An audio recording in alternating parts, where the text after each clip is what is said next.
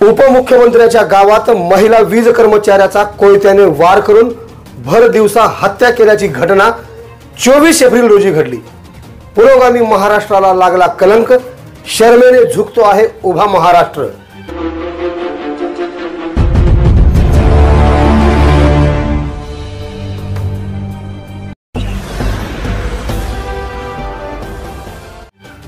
या संदर्भात हाती लागलेली माहिती अशी की बारामती तालुक्यातील मोरगाव येथे महावितरण विभागात कर्तव्यावर असलेली लातूरची कन्या रिंकू बनसोडे थिट्टे ही टेक्निशियन पदावर आपले कर्तव्य बजावत होती।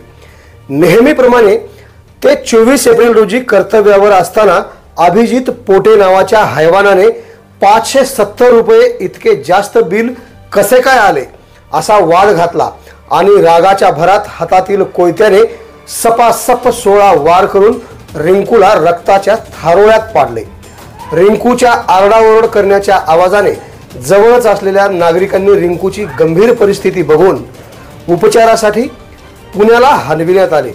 मात्र प्राण वाचविण्यात सर्वांना अपयश आले आणि रिंकूचा प्राण गमावला। एका क्षणात 1 वर्षाचा रिंकूचा चिमुकला मुलगा पोरका झाला। या घटनेने संपूर्ण महाराष्ट्र शर्मेने मान खाली घालून हळहळ व्यक्त करत आहे। रिंकूचे माहेर लातूर असून अहमदपूर तालुक्यातील नांदुरा बुद्रुक हे सासर आहे। या नांदुरा बुद्रुक येथे काल रात्री 8:30 वाजेच्या दरम्यान रिंकू बनसोडे थिट्टे यांच्यावर शोकाकुल वातावरणात अंत्यसंस्कार करण्यात आले। विविध संघटनांच्या वतीने या घटनेचा तीव्र निषेध व्यक्त करून आरोपीला मरेपर्यंत फाशीची शिक्षा देण्यात यावी अशी मागणी करण्यात येत आहे।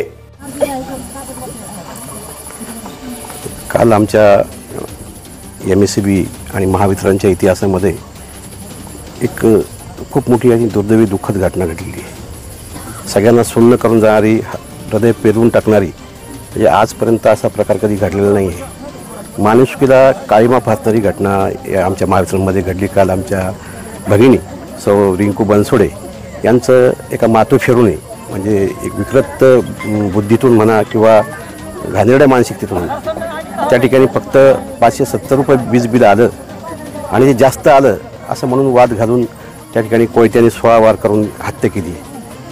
पूर्ण महाराष्ट्रामध्ये पूर्ण कर्मचारी शून्य परिस्थितीमध्ये आहे। सगळे आक्रोश पैदा झालेला आहे पूर्ण कर्मचाऱ्यामध्ये आणि आज पूर्ण महाराष्ट्रात प्रत्येक झोनसमोर आम्ही त्याचा निषेध द्वारसभा घेतल्या। आम्ही महावितरणच्या प्रशासनासुद्धा, मी स्वतः कामगार महासंघाचा महामंत्री म्हणून ऊर्जा मंत्री देवेंद्र फडणवीसांना या बाबतीमध्ये कठोर असं पत्र त्या ठिकाणी दिलं आहे आणि तातडीने यावर जो कोणी माथेफिरू आहे त्याला कुठल्या प्रकारे जामीन न होता हा जो खटला आहे फास्ट ट्रॅक कोर्टामध्ये म्हणजे लवकरात लवकर निकाल लागण्यासाठी आणि त्याला फाशी शिक्षा व्हावी अशी मागणी आमच्या कामगार महासंघाने केली। सोबत सगळ्या संघटना, म्हणजे या वीज उद्योगातल्या सगळ्या संघटना यांनी सुद्धा त्या ठिकाणी प्रचंड निषेध नोंदवलेला आहे। या इतिहासामध्ये ही घटना, अशी दुर्दैवी घटना कधी घडलेली नाही आहे। महिला भगिनी, म्हणजे त्या इसमाची मानसिकता काय असेल याच्यावरून लक्षात येतं की माणूस धर्म राहिला की नाही असं सुद्धा त्या ठिकाणी वाटतंय। म्हणून कामगार महासंघाचा महामंत्री म्हणून या अशा प्रवृत्तीचा मी निषेध व्यक्त करतो।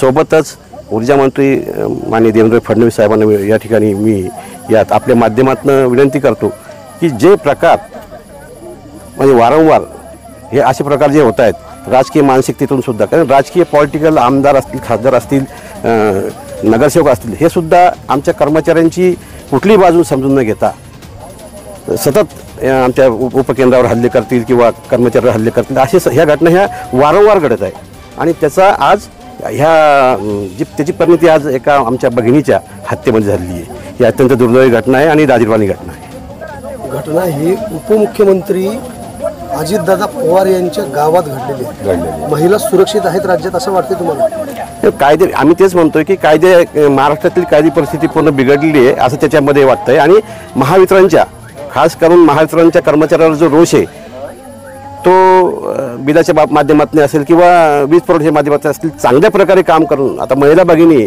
त्या जी आमची जे कर्मचारी आहे हे या विजेशी म्हणजे खतरनाक पद्धतीने विजेशी एकदम इतकी सुरक्षा त्या ठिकाणी लागते, अशा परिस्थितीसुद्धा विपरीत परिस्थितीमध्ये आमचे कर्मचारी काम करतात. तिथे कुठं सुरक्षेची साधनं उपलब्ध नसतात. अशा परिस्थितीमध्ये ग्राहकांनी सुद्धा ती बाजू समजून घेणं गरजेचं आहे आणि पॉलिटिकल जे राजकीय लोक त्यांनी सुद्धा समजून हल्ले रोखण्यासाठी शासनाकडे कडक कायदा करण्यात यावा अशी काही मागणी करावी. हो, केली आहे. मी पत्रामध्ये ती मागणी केली आहे. मुळतः तुम्हाला सांगतो, सरकारी कामात हस्तक्षेप करणे म्हणजे म्हणून 353 कायदा आहे. परंतु मागच्या काळामध्ये म्हणजे साधारणतः 8 महिन्यापूर्वी 353 कलम हे निष्क्रिय केले गेले आहे. त्याच्यामध्ये जी 353 कलमाअंतर्गत अशा केसमध्ये मारहाण जरी झाली किंवा सरकारी कामात अडथळा आणला तरी जामीन होत नव्हती. आता ती जामीनपात्र ते केलं आहे आणि म्हणून कामगार महासंघाने मागणी केलेली आहे की याच्यासाठी तो कायदा आहे परत त्याच्यात सुधारणा करावी आणि अजामीनपात्र तो 353 कलम करावं अशी मागणी आम्ही केलेली आहे. मी संतोष चव्हाण, उपविभागीय अधिकारी सोमेश्वर, बारामती सर्कल.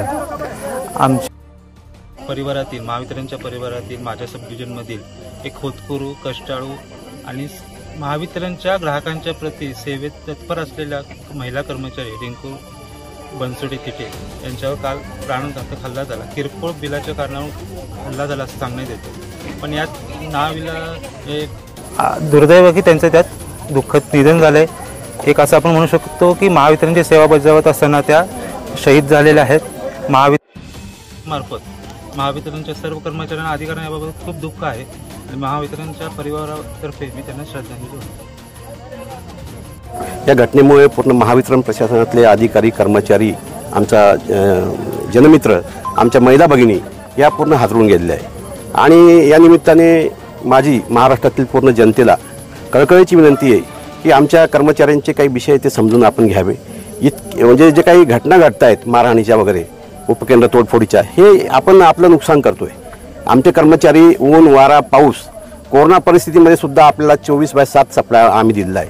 आमच्या कर्मचाऱ्यांनी मेहनत घेऊन, आमच्या महिला भगिनी कोरोनामध्ये सुद्धा फील्डवर ड्युट्यावर होत्या.